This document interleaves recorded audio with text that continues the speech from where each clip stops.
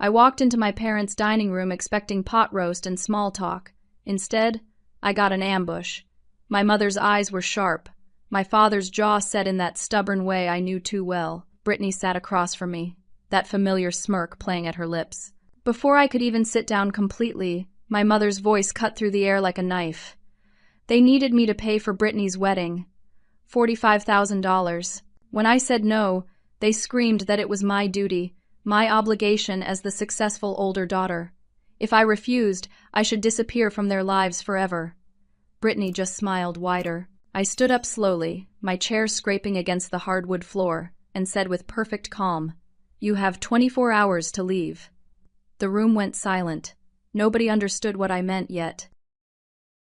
Let me back up and explain how I got here, sitting at this table with 3 people who were supposed to love me but instead saw me as an ATM machine. My name is Vicky, I'm 28 years old, and am a software engineer at a tech company in Seattle. I make good money now, but it wasn't always this way.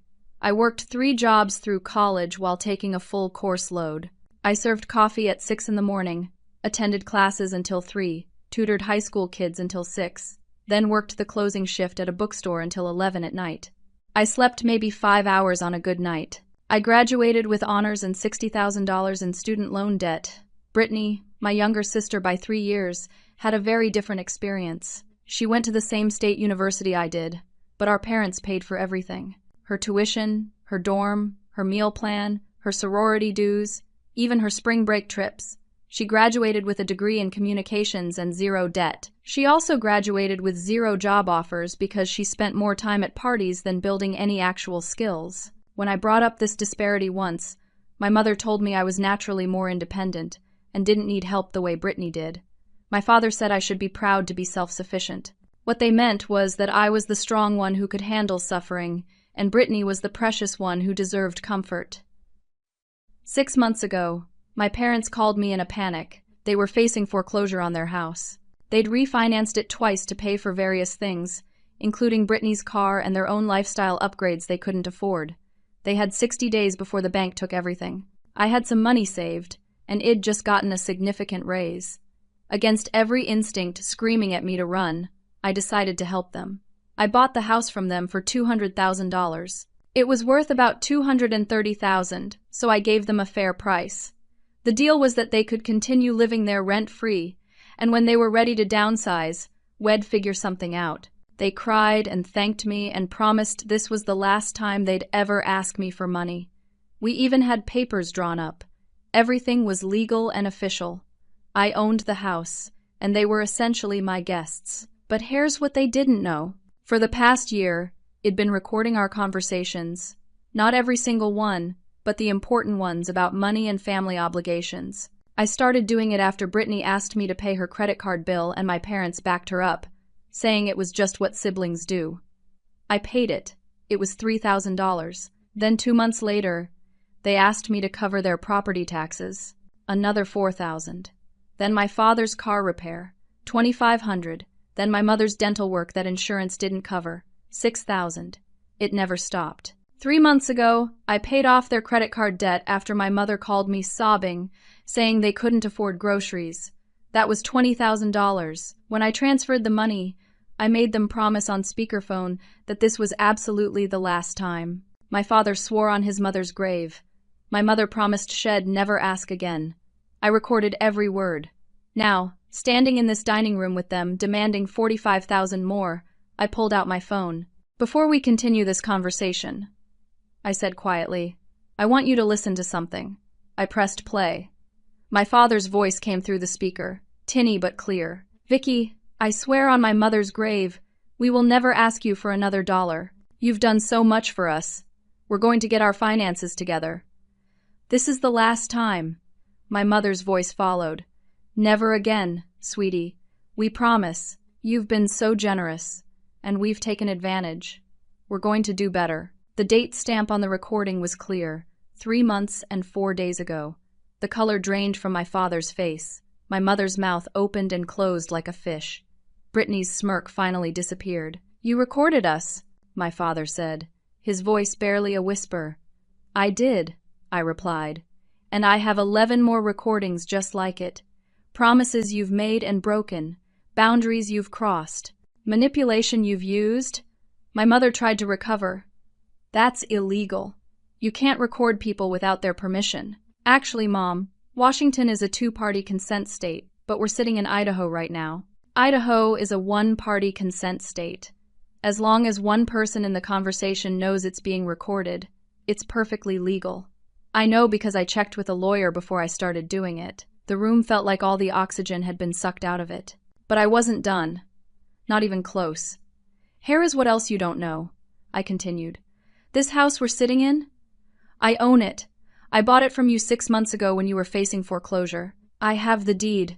I have the title. My name is on everything. You are living here because I allow it. Brittany's face went from pale to red. So what? You're going to kick Mom and Dad out onto the street? What kind of monster are you? I looked at my baby sister, the golden child who'd never been told no in her entire life. We'll get to that. But first, let's talk about your wedding. Brittany's explosion was spectacular. She shot up from her chair so fast it fell backward and clattered against the floor. You are so jealous of me. You've always been jealous. I'm getting married. I'm in love. I'm going to have a beautiful wedding. And you can't stand it because nobody wants you. The words were designed to hurt, and once upon a time, they would have. But I'd spent the last year in therapy, working through exactly this kind of manipulation. I stayed calm. Tell me about the wedding plans, I said. Why? So you can judge me more. Brittany crossed her arms. Humor me. She huffed but couldn't resist talking about herself. Fine. We've booked the Riverside Estate for next June. 200 guests. We're having a live band, a 7-course meal, premium open bar, and a dessert station in addition to the wedding cake. My dress is custom designed and costs $8,000 alone. Derek wants a honeymoon in Bora Bora for 2 weeks. We've already sent save the dates to everyone. I did quick math in my head. The Riverside Estate alone cost at least $20,000 to book. And how much have you put down in deposits? Why does that matter? Brittany, how much? She looked at our parents, then back at me. $15,000 so far. But we need the rest within 3 months, or we lose everything. And where did the $15,000 come from? Silence. Brittany, Mom and Dad's credit cards, she mumbled. I turned to my parents. Credit cards that are already maxed out, I assume. My father found his voice. We thought you'd help. We always help family. That's what people do. Did you ask me before putting $15,000 on credit cards you can't pay off? We didn't think we had to ask, my mother said. Your family. Family helps each other. Family, I repeated. Let's talk about family. Brittany, tell me about Derek. Her face went defensive immediately. What about him? How long have you known him? 10 months. Why? Where did you meet? At a bar. Vicky, what does this have to do with anything? I pulled out my phone again and opened a folder ID labeled Derek Information. I'd paid $200 for a background check. Money well spent. Derek Patterson, age 32, has been engaged twice before. First engagement ended when his fiancée discovered he'd taken out credit cards in her name. Second engagement ended when she caught him cheating. He currently has $30,000 in gambling debt, primarily from online poker and sports betting. Has been fired from 3 jobs in the past 5 years for showing up drunk. He currently works part-time as a bartender and lives in a studio apartment that's 2 months behind on rent. Brittany's face went through several color changes. You're lying. You're making this up because you're a jealous, bitter woman who can't stand to see me happy. I have the background check right here. I can send it to you. You had no right to investigate my fiancé. You're asking me for $45,000. I have every right to know who's benefiting from my money. My mother jumped in, so he's had some struggles. Everyone deserves a second chance. Love conquers all. You wouldn't understand that, Vicky. You've always been so cold. Before I could respond, we heard the front door open. Heavy footsteps stumbled down the hallway. Derek appeared in the doorway, clearly drunk, holding a bottle in a paper bag. Hey, babe, he slurred at Brittany. Thought it'd surprise you. Your mom said you were having family dinner. He noticed me and his face broke into a sloppy grin. Hey, it's the rich sister. Brittany talks about you all the time. Says you're loaded. Brittany stood up quickly. Derek, maybe you should go home. You've been drinking. Just a little celebration, babe. Soon we're gonna be married and living good. No more of this paycheck to paycheck crap. Your family's gonna take care of us, right? He laughed and took another drink. Gonna have a rich wife. Won't even need to work anymore. The silence in the room was deafening. Brittany's face was bright red. Derek, you're drunk. You don't know what you're saying. Sure I do. Your parents told me all about how your sister's gonna pay for everything. Wedding, honeymoon, everything. Said she's got money to spare. He turned his bleary eyes on me. You know what your problem is? You're too uptight. Too serious. If you smiled more, maybe some guy would want you. But I guess it's good you're single. More money for family. Right. He laughed at his own joke. Nobody else did. If Brittany's family won't come through, though, we can always just go to the courthouse, he continued. Don't need a fancy wedding. Just need that paper that says we're married, you know? Then it's all legal. All shared money and stuff. Brittany looked like she wanted the floor to swallow her. Derek, please leave. Now. What? I'm just being honest. That's what you always say you want, right? Honesty. He stumbled toward the table. Hey, when's dinner? I'm starving. My father stood up. Son, I think you should go sleep it off. I'm not your son.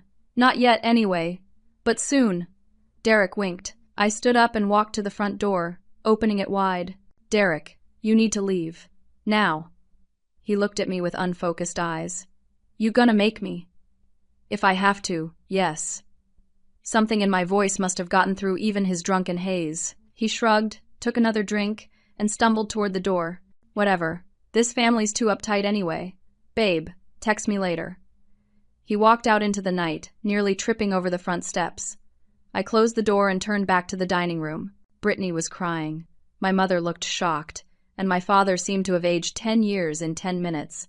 That's who you want me to give $45,000 to? I asked quietly. That's the family investment you're demanding I make. Brittany wiped her eyes. Hess just stressed about money. Hess not usually like that. Brittany, Hess exactly like that. That's who he is. You don't know him. You don't know us. He loves me. He loves your family's money. Or what he thinks is your family's money. You're wrong. She was screaming now. You're wrong, and you're cruel, and I hate you. Mom, Dad, tell her she's wrong. But our parents said nothing. For the first time, I think they were actually seeing the situation clearly. It didn't last long. My mother dabbed at her eyes with a napkin, her voice taking on that soft, wounded tone she used when she wanted sympathy. Vicky, honey, I know you're upset, but you have to understand, we're only thinking about what's best for everyone. You've always been so strong, so capable. You don't need help the way Brittany does. She's more sensitive, more delicate. She's 25 years old, Mom. She's not delicate. She's enabled. That's a cruel thing to say about your sister, my father interjected. We raised you better than that. I almost laughed. Did you? Because from where I'm standing, you raised me to be a workhorse, and you raised Brittany to be a princess. You taught me that my value was in what I could provide, and you taught her that her value was in simply existing. That's not fair, my mother said, her voice cracking. You were always so independent. You pushed us away. You moved across the country for college when you could have stayed local. You rarely came home for holidays. You built a life that didn't include us. I moved across the country because I got a full scholarship to a good school. I rarely came home because I was working 3 jobs to survive. And I built a life that didn't include you because every time I was around you, I felt like I was never enough. Now you're just being dramatic, my father said. We always loved you. Love isn't just a feeling, Dad. It's action. It's showing up. It's being fair. My mother stood up, her chair scraping harshly. You want to talk about fair? Let's talk about fair. Do you know how hard it's been for us? Your father's company downsized. My health hasn't been good. Brittany needed support after college because the job market is terrible. And you got lucky with your tech job and your big salary, and you act like you did it all alone. I did do it alone. You gave me nothing. We gave you life. We gave you a home. We fed you and clothed you. That's called being a parent. That's the baseline. Not something I owe you eternal debt for. The conversation was spiraling, and I could feel us getting away from the point. I needed to bring it back. I took a breath and said, Let me ask you something. Where's the $15,000 Grandma left me in her will? The change in the room was instant. My mother sat back down hard. My father's face went pale. Brittany looked confused. What are you talking about? Brittany asked. I kept my eyes on my parents. When Grandma died 2 years ago, she left me $15,000 in her will. She left it specifically to me because she knew Id struggled financially. She wanted me to have something for myself. Mom, Dad, you told me you'd invest it for me. You said you'd put it in a high-yield savings account until I decided what to do with it. So we'll ask again. Where is it? My mother's hands were shaking. We did invest it. Show me the account statements. We don't have to show you anything, my father blustered. You're being disrespectful. I'll take that as confirmation that there are no account statements. Because there's no account, is there? Silence. I contacted the estate lawyer last month. I continued, my voice steady despite the rage building in my chest. I asked for copies of all the documentation from Grandma's will. I wanted to see the investment paperwork, the account information, all of it. Do you know what he told me? More silence. He told me that you signed paperwork claiming to be me. You forged my signature on the estate documents. You took the money and deposited it into your personal checking account. That was 2 years ago. The lawyer kept copies of everything. Brittany gasped. Mom? Dad? Is that true? My mother started crying in earnest now. We were going to pay you back. We had expenses. Your father's car died, and we needed the transmission fixed on mine. The roof was leaking. We had bills. You had expenses. So you stole from me. We didn't steal, my father shouted. We're your parents. What's ours is yours, and what's yours is ours. That's how family works. No, Dad, that's how theft works. You forged my signature. You took money that was legally left to me. That's fraud. That's a crime. You wouldn't, my mother whispered. You wouldn't report your own parents. I contacted the lawyer because I wanted to know the truth. I didn't know you'd stolen from me until he told me. Want to know what else he told me? I pulled out my phone again and opened an email. He told me that you came into his office 3 months after Grandma died. You asked him if there was any way to contest the will, to get more of the estate for yourselves. When he said no, that Grandma's will was airtight and Shed specifically left detailed instructions about how everything was to be distributed, you got angry. You accused him of turning Grandma against you. You told him that I didn't deserve anything because Id abandoned the family. My voice was shaking now despite my best efforts.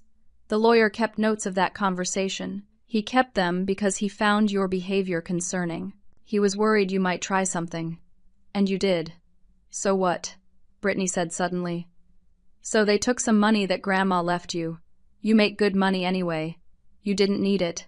We needed it more. I turned to look at my sister. Really look at her. She genuinely believed what she was saying. You ungrateful child! After everything we did for you, name one thing. I challenged. Name one thing you did for me that you didn't also do for Brittany. Name one sacrifice you made for me. Name one time you chose me. He couldn't. Neither could my mother. The silence stretched between us like a canyon. Brittany stood up, her face red and blotchy from crying. Fine. You want to be selfish? Be selfish. But don't expect us to be part of your life anymore. You're choosing money over family. No, I said calmly. I'm choosing myself. For the first time in my life, I'm choosing myself. And I'm choosing honesty and boundaries over manipulation and exploitation. I looked at my watch, a silver watch my grandmother had given me for my college graduation. It's been about 45 minutes since I gave you the 24-hour deadline. That means you have 23 hours and 15 minutes left. For what? My mother asked, her voice small. To leave. My father's face turned from pale to bright red in an instant. Leave? Leave where? This is our home. No. I said, my voice steady and calm in a way that surprised even me. This is my home. I own it. I have the deed, the title, the mortgage in my name. You are not tenants. You don't pay rent. You have no lease. You are guests in my house, and I'm asking you to leave. My mother made a sound like a wounded animal. You can't do this. You can't just throw us out onto the street. I can. Actually, I consulted with a real estate lawyer 3 weeks ago. Since you're not legal tenants, since there's no lease and no rent payments, I can evict you with proper notice. In Idaho, for non-tenants, that notice period is 24 hours.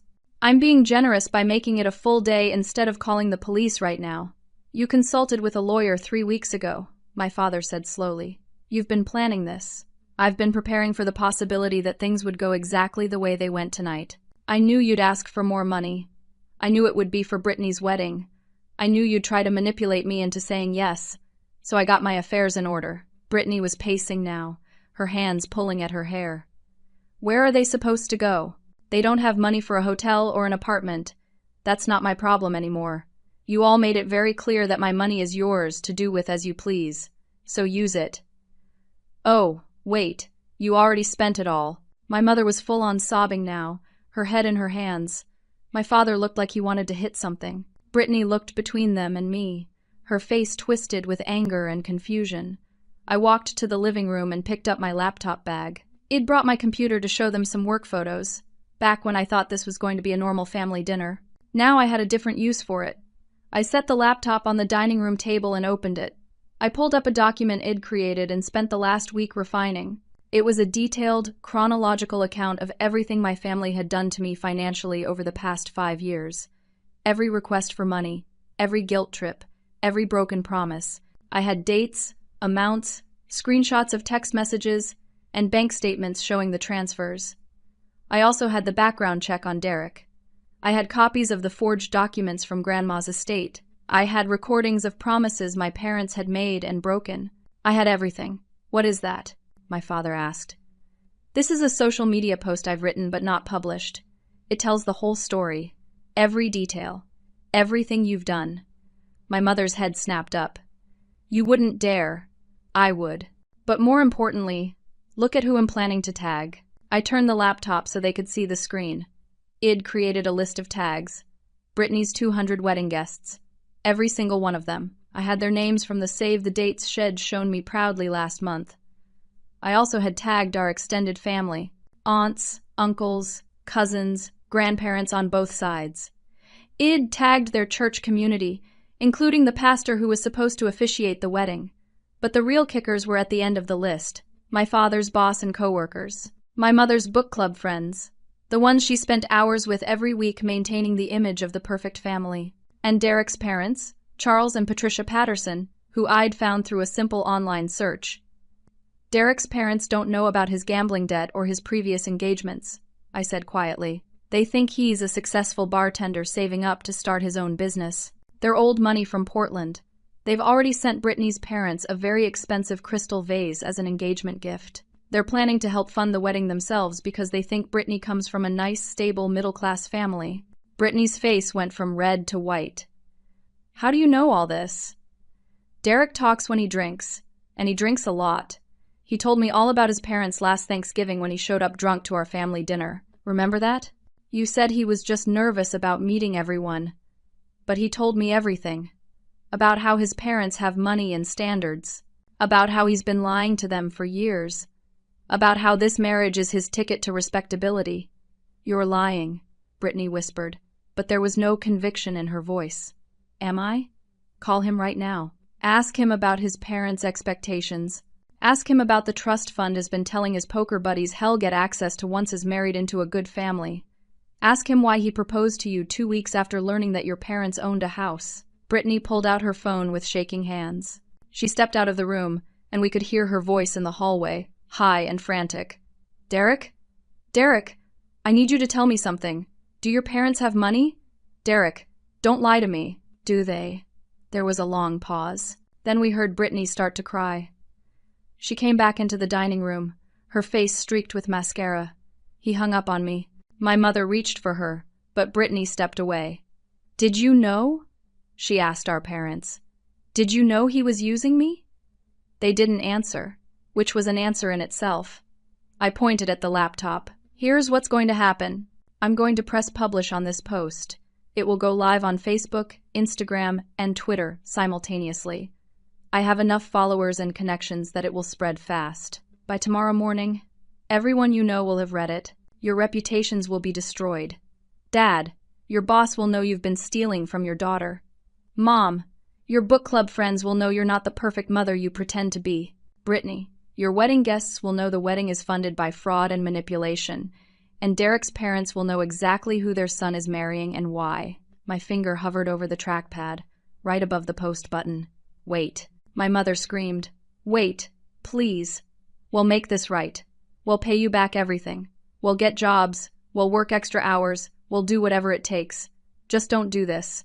How? I asked simply. How will you pay me back? You have no savings. Your credit cards are maxed. You're living in my house rent-free.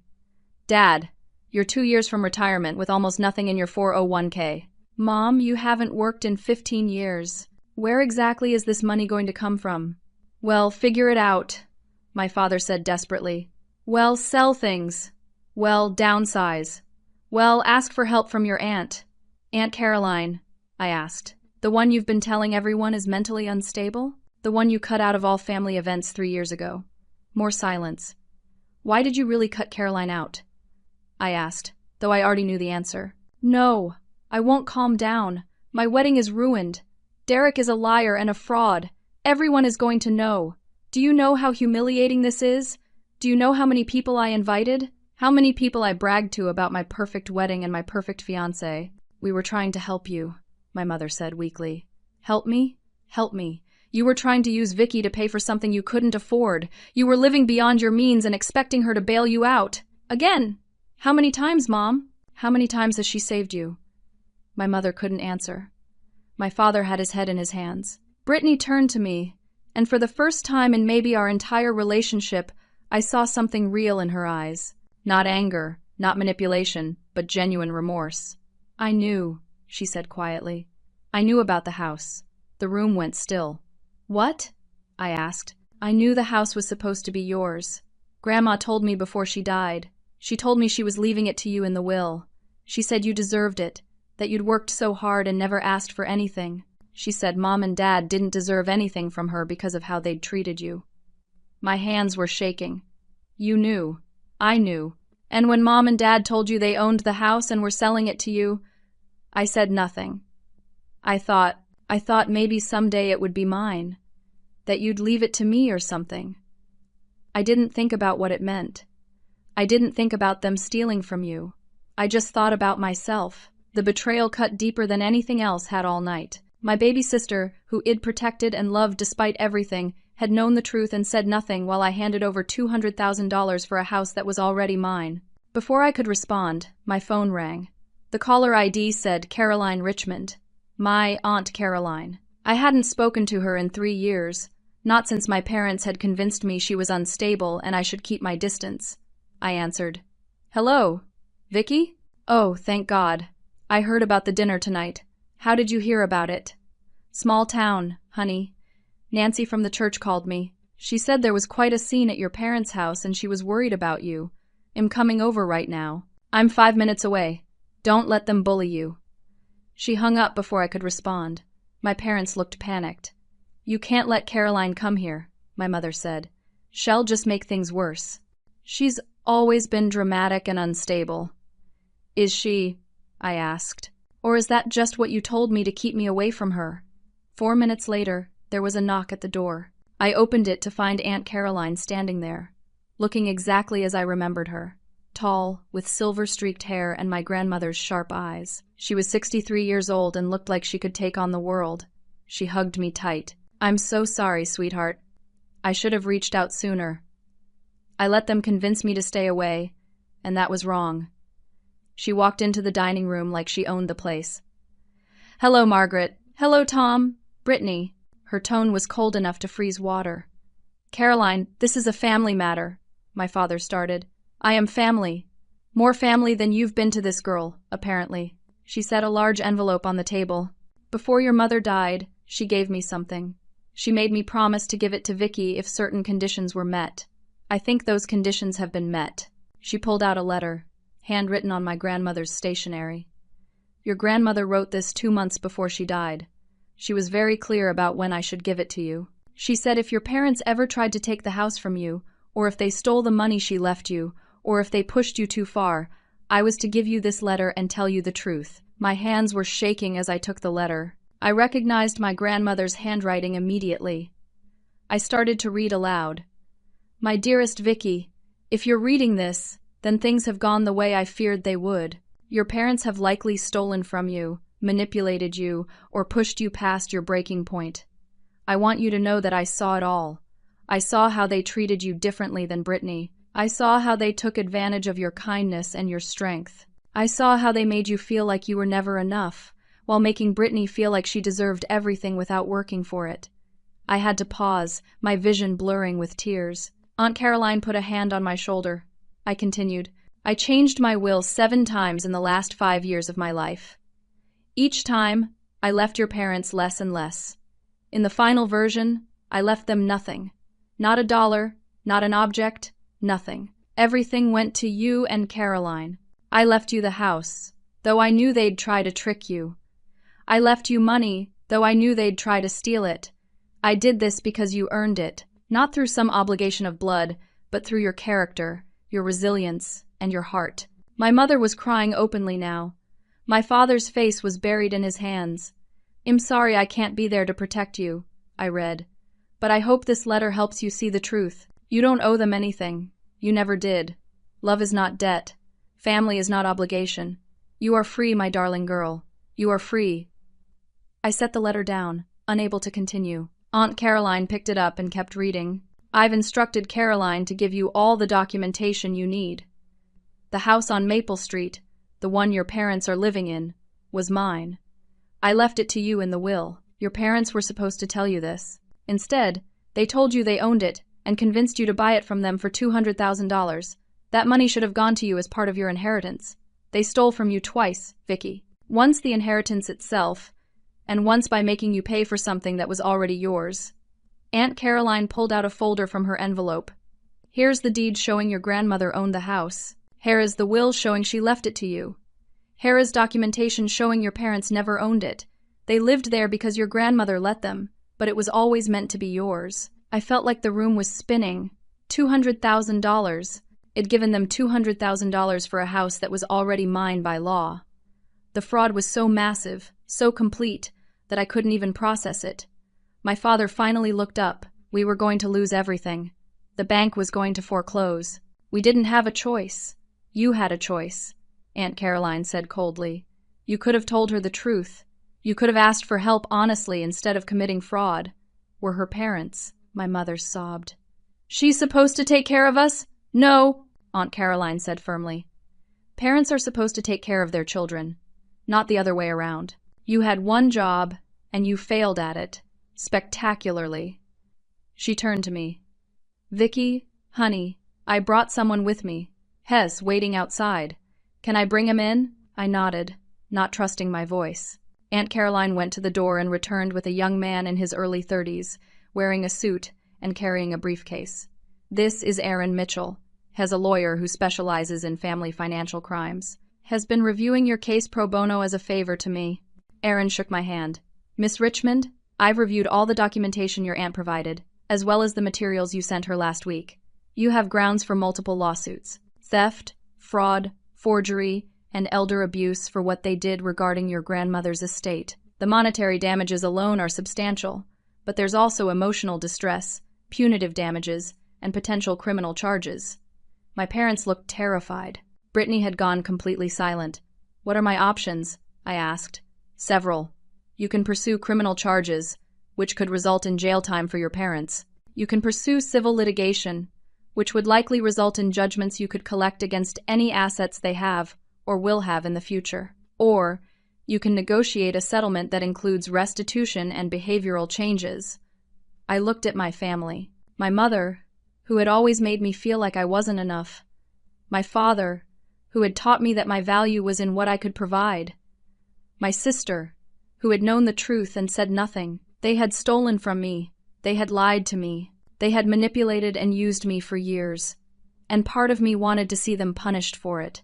Wanted to see them face consequences for once in their lives. But another part of me just wanted peace, wanted freedom, wanted to finally close this chapter and move on. Before I could make a decision, we heard stumbling on the front porch. The door burst open, and Derek was back, drunker than before and angrier. "Babe!" he shouted into the house. "Babe, where are you? We need to talk about what you said on the phone."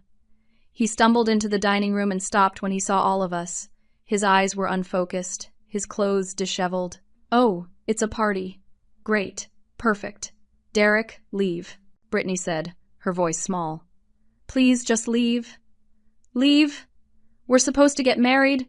We're supposed to have a life together. But then you call me asking all these crazy questions about my parents and money and my past." He was getting louder, more aggressive. "You've been talking to her, haven't you?" He pointed at me. "She's been filling your head with lies." "They're not lies," Brittany said quietly. "Are they? What? Of course they're lies. Your sister is just jealous. She's jealous that you're happy and getting married and she's all alone."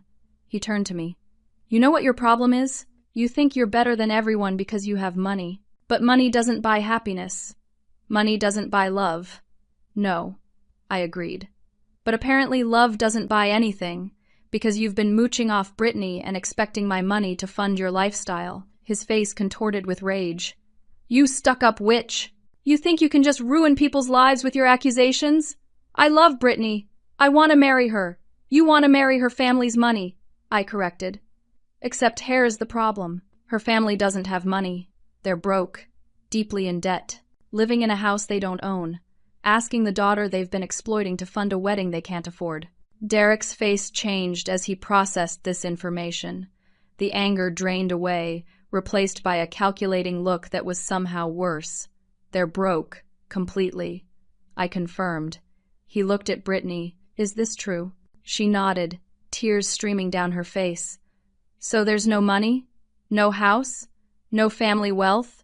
"No," Brittany whispered. Derek laughed, a harsh sound with no humor in it. "Wow, that's just perfect. I've wasted 10 months on you. 10 months I could have spent finding someone actually worth marrying." "Derek," my mother gasped. "What? You people have been lying to me from day one. You told me you were a good family, stable, had money. You showed me pictures of this house like you owned it. You talked about family investments and security. You said Vicky was successful and generous and would help us get started in life. You made it sound like marrying into this family was a good deal." "A good deal," Brittany repeated, her voice breaking. "That's what I am to you? A deal? Well, yeah. I mean, obviously. Did you really think I loved you?" He laughed again. "Babe, you're fine and all, but I'm 32. I don't have time for love. I need security. I need someone who can help me get my life together. My parents are threatening to cut me off completely if I don't show them I'm serious about my future. A nice wife from a good family, that was supposed to be my ticket back into their good graces. But a broke wife from a fraud family? That's worse than nothing." The silence that followed was absolute. Even drunk, even cruel, even Derek seemed to realize he'd gone too far. But he didn't apologize. Instead, he held out his hand. "Give me the ring back." Brittany looked down at her engagement ring. It was a modest stone, nothing extravagant, but she'd been so proud of it. With shaking hands, she pulled it off and handed it to him. "Thanks. I can probably get a few hundred for this." He pocketed the ring and turned to leave, then stopped at the doorway. "For what it's worth, your sister was right about everything. I did have other engagements. I do have gambling debts. I was going to use your family's money to pay them off. But hey, at least now you know. Consider it a favor." He left. We heard his car start, heard the tires squeal as he drove away too fast. Brittany collapsed into a chair, sobbing uncontrollably. My mother went to comfort her, but Brittany pushed her away. "Don't touch me. This is your fault. You set me up with a man you didn't vet, promised him things we didn't have, and pushed for a wedding we couldn't afford. You ruined my life. Brittany, please," my mother begged. "No, I'm done. I'm done with all of this." She looked at me through her tears. "You were right. About everything. About Derek. About them. About me. I'm a spoiled, entitled brat who's never had to work for anything, and now look at me. 25 years old, no real job skills, no husband, no future, living with my parents in a house they don't even own. It was the most self-aware I'd ever seen my sister. It didn't erase years of hurt, but it was something." Aaron cleared his throat gently. "Miss, Richmond, I know this is a difficult time, but we need to make some decisions. Do you want to press charges? I looked at my family, really looked at them. My parents, old and scared and finally facing consequences. My sister, broken and lost and maybe, just maybe, on the verge of real growth. They had hurt me deeply. They had stolen from me, lied to me, used me. But they were still human, still people who had made terrible choices and would have to live with them. No, I said finally. No criminal charges. But I do have conditions. My father looked up. Anything. Well, do anything. First, you leave this house tonight. Not in 24 hours. Tonight, within the next 2 hours. Take what you need and go. I don't care where. Hotel, friend's place, wherever. But you're not staying here. They nodded frantically. Second, you sign over any remaining claim to any assets of mine or Grandma's estate. Aaron will draw up the papers, and you'll sign them tonight. Yes, of course, my mother said. Third, you both enter financial counseling. Real counseling, with a certified financial advisor. You'll show me proof of attendance every month for the next year. We will, my father promised. Fourth, you all enter family therapy, together, once a week, for as long as the therapist thinks it's necessary. I'll pay for it, but you have to actually participate and do the work. Brittany nodded through her tears. Fifth, Brittany, you cancel the wedding. You tell everyone the truth. Not the whole truth, but enough. You tell them it's canceled because you and Derek are not compatible and the timing wasn't right. You apologize to the guests for any inconvenience. You return any gifts already received. You handle it like an adult. I will, she whispered. Sixth, Mom and Dad, you write formal apologies, not just to me, but to Aunt Caroline, to the estate lawyer, to everyone you've lied to about Caroline being unstable. You'll read these apologies at a family meeting with all our relatives present. You'll tell them the truth about your finances, about the house, about everything. No more pretending to be something you're not. My mother was crying again, but she nodded. And seventh, most importantly, you stay out of my life unless I invite you back in. You don't call me. You don't text me. You don't show up at my work or my apartment. You don't ask me for money, advice, or favors. If I decide I want a relationship with you in the future, I'll reach out. But that's my choice, not yours. Is that clear? They all nodded. Aaron pulled out papers from his briefcase. I took the liberty of drafting some of these agreements already. If everyone's in agreement, we can sign tonight. For the next hour, we went through paperwork. My parents signed over any claims to the house, to Grandma's estate, to anything with my name on it. They signed agreements to attend counseling and therapy. Brittany signed a statement acknowledging her role in the deception about the house. It was all very formal, very legal, very final. When it was done, Aunt Caroline helped them pack some essentials.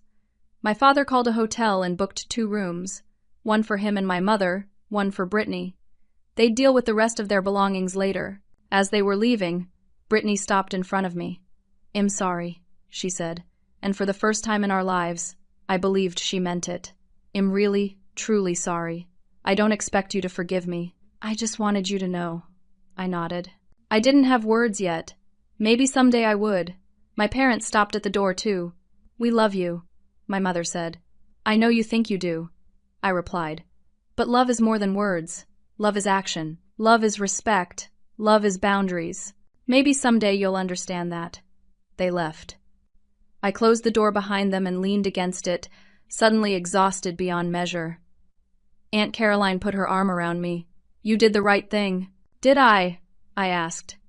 I just made my entire family homeless. No, honey. They made themselves homeless through years of bad choices. You just stopped enabling those choices. There's a difference. Aaron packed up his briefcase. Miss Richmond, you have my card. If they violate any of these agreements, call me immediately. And please, take care of yourself. What you did tonight took immense courage. After he left, Aunt Caroline made tea, and we sat in the living room of my house, my grandmother's house, the house that was always meant to be mine. Why didn't you reach out sooner? I asked her. Why did you let them keep me away from you? She sighed. Because I'm a coward. Your parents told everyone I was mentally unstable after I called them out for how they treated you.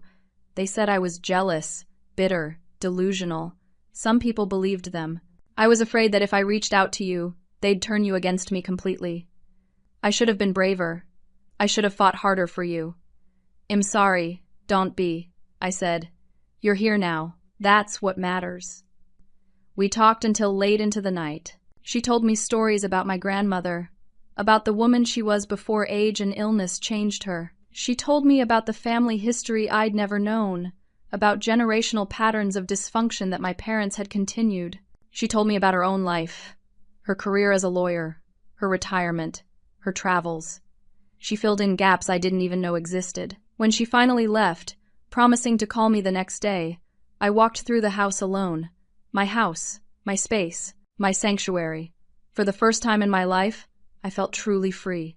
3 months have passed since that dinner. 3 months that changed everything. My parents moved into a small 2-bedroom apartment on the other side of town. It's modest, affordable, within their means. My father had to have some difficult conversations with his boss about his financial situation. Instead of judging him, his boss actually helped him create a realistic budget and connected him with the company's employee assistance program. Hez working with a financial counselor now, learning things he should have learned decades ago. Hez facing his problems instead of running from them or expecting someone else to solve them.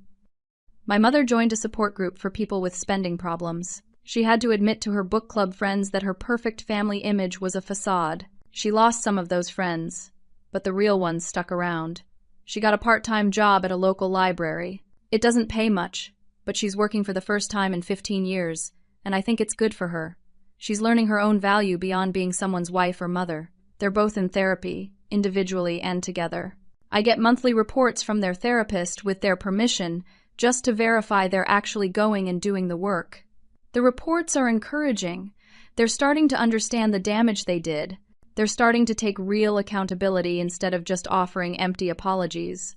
Brittany had the hardest road. She had to cancel the wedding, return deposits shed already spent, and face 200 disappointed guests. She lost friends. People talked. Her social media was brutal for a while. But she handled it with more grace than I expected. She wrote personal apologies to the people closest to her. She admitted she'd made mistakes. She grew up, basically. She moved into a small apartment with 2 roommates she found on an online listing. She got a job as a teacher's aide at an elementary school. It's entry level. The pay isn't great, but she's actually good at it. She likes working with kids. She's talking about going back to school to get her teaching certification. For the first time in her life, she has goals that are about her own growth, not about finding someone to take care of her. 6 weeks after that dinner, I got a letter from her. Handwritten, 8 pages long. She didn't make excuses. She didn't blame anyone else. She took full responsibility for her actions, for knowing about the house and saying nothing, for being complicit in my exploitation. She said she understood if I never wanted to see her again, but that she was committed to becoming a better person whether I forgave her or not. I wrote back, not forgiving, not yet, but acknowledging. We've met for coffee twice since then. The conversations are awkward and painful, but they're real. We're building something new, something based on honesty instead of dysfunction. I don't know if we'll ever be close, but we might become people who can exist in the same room without damage. Derek's gambling debts caught up with him about a month ago. His parents finally found out everything and cut him off completely. Last I heard, he moved back to his hometown and is living in his childhood bedroom, working at a gas station. Brittany dodged a bullet the size of a freight train. The family meeting that I mandated happened 4 weeks after the dinner. Aunt Caroline hosted it at her house. All the relatives came, curious about why they'd been summoned. My parents read their apologies. They admitted to the financial fraud, the manipulation, the lies about Caroline being unstable. They admitted they'd created a facade of success while drowning in debt. They admitted they'd stolen from me and exploited me for years. The reactions were mixed. Some relatives were shocked. Some had suspected but hadn't said anything. Uncle Frank, my dad's brother, actually apologized to me. He said Head noticed years ago that I was treated differently than Brittany, but Head thought it wasn't his place to interfere. Aunt Marie, my mom's sister, cried and hugged me. Shed tried to talk to my parents about their treatment of me once, and they'd cut her off for 2 years. The family is fractured now, but maybe that's not a bad thing. The toxic dynamics are exposed. People are having real conversations instead of maintaining comfortable lies. It's messy and uncomfortable, but it's honest. I kept the house. I turned the basement into a beautiful rental unit with its own entrance, bathroom, and kitchenette. I'm renting it to a graduate student for a fair price, and the income covers most of my mortgage payment. The rest of the house is mine, decorated the way I want it, filled with things I love instead of things that remind me of obligation. I took $10,000 of the money I recovered from my parents through the legal settlement and donated it to a nonprofit called Break Free Financial. They help young adults who are being financially exploited by family members. They provide legal resources, counseling, and support groups. The director called me personally to thank me and asked if I'd be willing to speak at one of their events. I'm thinking about it. I'm in therapy too, once a week, every week, working through 28 years of dysfunction and manipulation. My therapist says I show signs of complex trauma from emotional abuse. She says the financial exploitation was a form of control, a way my parents kept me tied to them. She says I did the right thing by setting boundaries. Some days I believe her. Some days I feel guilty for making my family homeless, even though I know intellectually that I didn't make them homeless. They made themselves homeless through their choices. Aunt Caroline and I have dinner every Sunday now. She's teaching me family recipes that my grandmother used to make. She's filling in my family history with truth instead of the sanitized version my parents told. She's become the family I needed, the support I never had. We're planning a trip together next summer, just the two of us, to visit my grandmother's hometown in Vermont. I paid off the last of my student loans last month. $60,000, gone. It took me 6 years, but I'm finally free of that debt. I'm building my savings again. I'm investing in my retirement. I'm planning for a future that's mine, not one dictated by other people's crises and demands. Work is going well.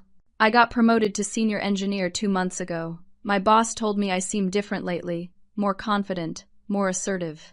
She said she's noticed I don't apologize as much anymore when I haven't done anything wrong. She's right. I'm learning to take up space without feeling guilty about it. I'm dating someone. His name is Marcus, and he's an accountant I met at a coffee shop. When I told him about my family situation on our 3rd date, expecting judgment or pity, he just nodded and said, "Boundaries are healthy. Good for you." We've been seeing each other for 6 weeks now. It's early, but it's nice. Hez kind and stable, and he pays for his own meals without expecting me to cover him. The bar is apparently very low, but I'm okay with that right now. I read my grandmother's letter sometimes, especially on hard days when I wonder if I did the right thing. She ends it with something I try to remember. You are not responsible for fixing people who don't want to be fixed. You are not obligated to set yourself on fire to keep others warm. You deserve love that doesn't come with conditions and demands. You deserve peace. I'm learning what peace feels like. It's not constant joy or happiness. It's not the absence of pain. It's the freedom to make choices that honor yourself instead of sacrificing yourself. It's the ability to say no without drowning in guilt. It's knowing your worth isn't determined by how much you give or what you can provide. I'm also learning that breaking generational cycles is hard and painful and lonely sometimes. My parents came from families where love was conditional and money was power. They learned those patterns and passed them on. I'm choosing to end that cycle. If I ever have children, they'll know that love is free. They'll know that family is about support and respect, not exploitation and obligation. They'll know that their worth is inherent, not earned through service. The biggest lesson I've learned through all of this is that family is not just about blood. Biology doesn't create obligation. Real family is the people who show up with integrity, who respect your boundaries, who love you without asking you to shrink yourself. Real family doesn't steal from you, lie to you, or manipulate you. Real family celebrates your success instead of resenting it. Real family builds you up instead of tearing you down. I'm building that kind of family now. Aunt Caroline is part of it. Marcus might become part of it. My coworkers who checked on me during the worst of it are part of it. My therapist, in a way, is part of it. Family is something you create, not just something you're born into. I also learned that protecting yourself is not selfish. Setting boundaries is not cruel. Saying no is not a betrayal. For so long, I believed that being a good daughter, a good sister, a good family member meant sacrificing endlessly. It meant putting everyone else first, always. It meant my needs didn't matter as much as theirs. That was a lie. A lie I was taught young and believed for too long. The truth is that you can't pour from an empty cup. You can't help people who won't help themselves. And you can't love people into changing if they don't want to change. Sometimes the bravest, most loving thing you can do is walk away. Or in my case, make them walk away. It's been 3 months, and I haven't heard from my parents directly. They're honoring the boundary I set. Brittany texts me occasionally. Nothing heavy, just checking in. Hope you're doing well. Thought of you when I saw this meme.